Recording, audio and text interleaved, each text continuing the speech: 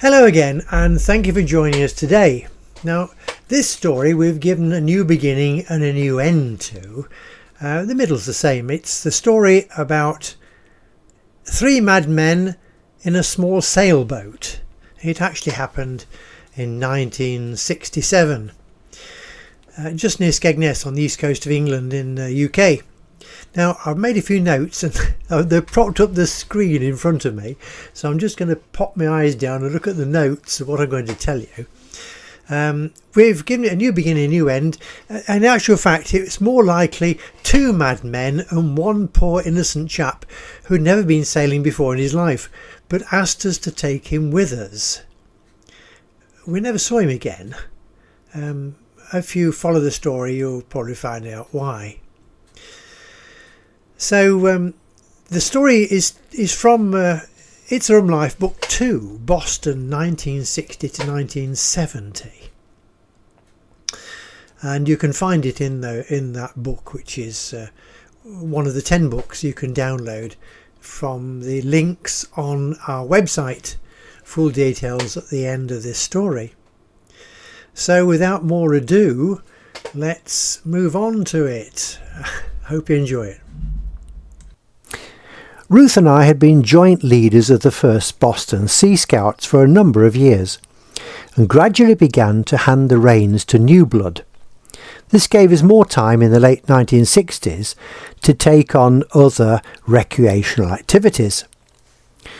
One of these interests was sailing. My particular passion for years had been boats of all shapes and sizes, and Ruth had been a member of the local sailing club for several years. But we had no boat of our own.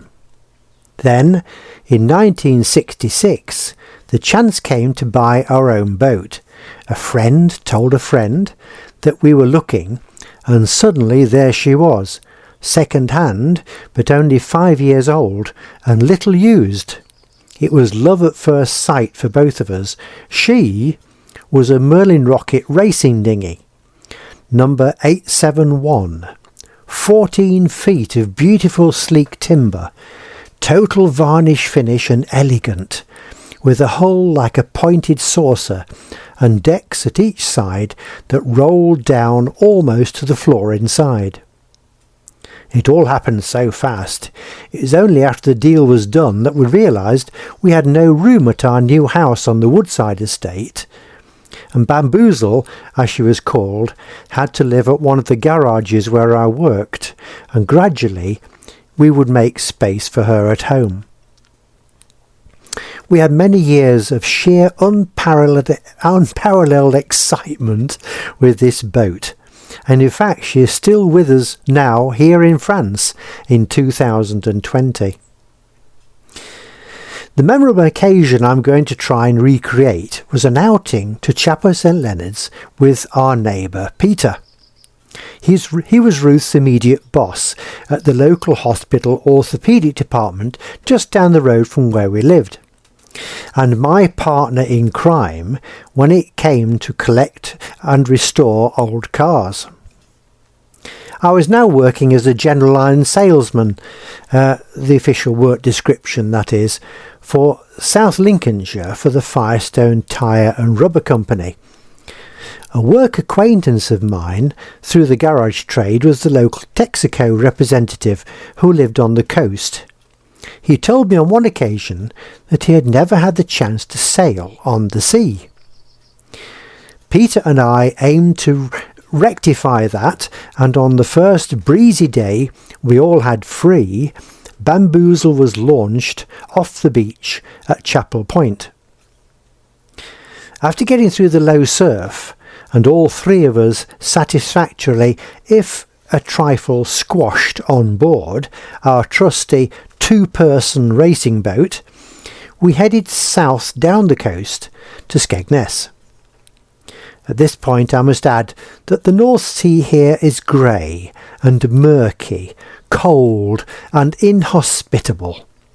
It also has the most amazing tidal currents that whip down the coast fairly close to shore. We made it to Skegness Pier with a stiff following breeze. This was excellent sailing, with a good swell following, so little real motion in the boat. Everyone felt fine, and no problems. Bamboozle, remember, was only intended to accommodate a crew of 2 with comfort. She is low in the water with little or no freeboard, that is, a space between the top of the boat and the top of the water, and a hole shaped like a narrow saucer, although long and slim. The length of the hole is just 14 feet, but the mast height is 21 feet, giving a really good powerful sail area. We turned just south of the pier, expecting an exciting ride home. Exciting it was.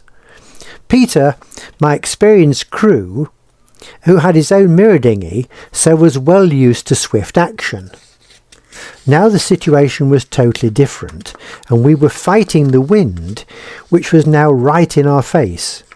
As we began to tack, that is, proceed from side to side in zigzags to allow the wind to still propel us in the general, if a trifle vague, direction we wished to go in. The tide was also against us now, and that rolling swell that has carried us down the coast in great style was now also in our face, literally. Large globs of wave top, carried by that stiff breeze, regularly travelled the full length of the boat and managed to find every small passageway in our clothing to dribble down inside our necks after liberally soaking face and head. Additional to this was the fact that the boat was crossing the face of the swell, or large waves, as we tacked from side to side. The boat's motion had changed dramatically, no longer the swift, sleek swoosh of going with the wind. We were now positively lurching over from one side to the other as we changed tack in the face of the wind. The boat heeled at about 45 degrees to attain the best point of sailing, and the lee side, that is, the opposite side to the wind, was constantly underwater. Added to this vigorous action was the constant regular lurch as we leapt from one wave top to the next. Spray began to travel the length of the boat in constant sheets, and our passenger was feeling very much the worse for wear. For myself at the helm, I had no time to consider the motion or feel anything other than exhilaration. This was really thrilling sea sailing, the real thing.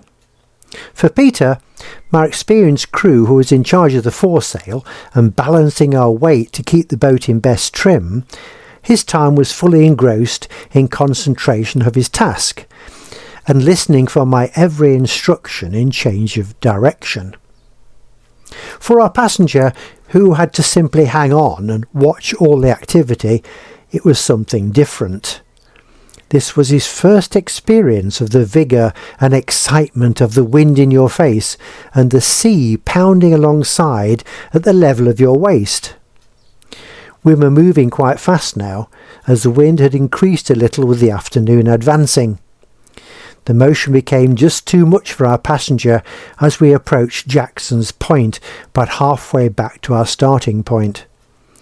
Here the piece of coast jutted out further in our direction, creating a lumpier sea. We just had time to remind our colleague to point away from the wind as he lost his lunge to the elements. The remainder of our journey continued with the strong current pushing a reasonably steep swell against us in the shallowish waters of the coast. We kept out to sea as much as reasonable, where the sea was easier, but had to fight the breakers once again to get into land at Chapel St Leonard's and the beach where our trailer and vehicle were parked. Once on dry land, our colleague departed rather quickly, and for some reason or other we never did see him again. The few comments he passed in our direction during our epic return voyage up the coast left us in no doubt that he thought us both totally mad and irresponsible. But we hadn't forced him to go. It had been a lovely journey down the coast on the first leg. There we are, that's the end of that little story. Brought to you by Cracker Books, written and read by Keith Sanders. It helps us an awful lot if you subscribe to our channel, and if you like it, give us a like. It all helps us with the YouTube people.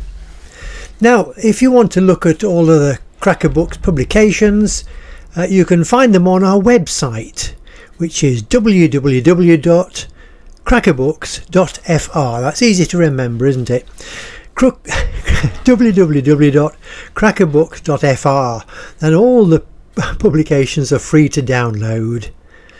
Thank you for being with us.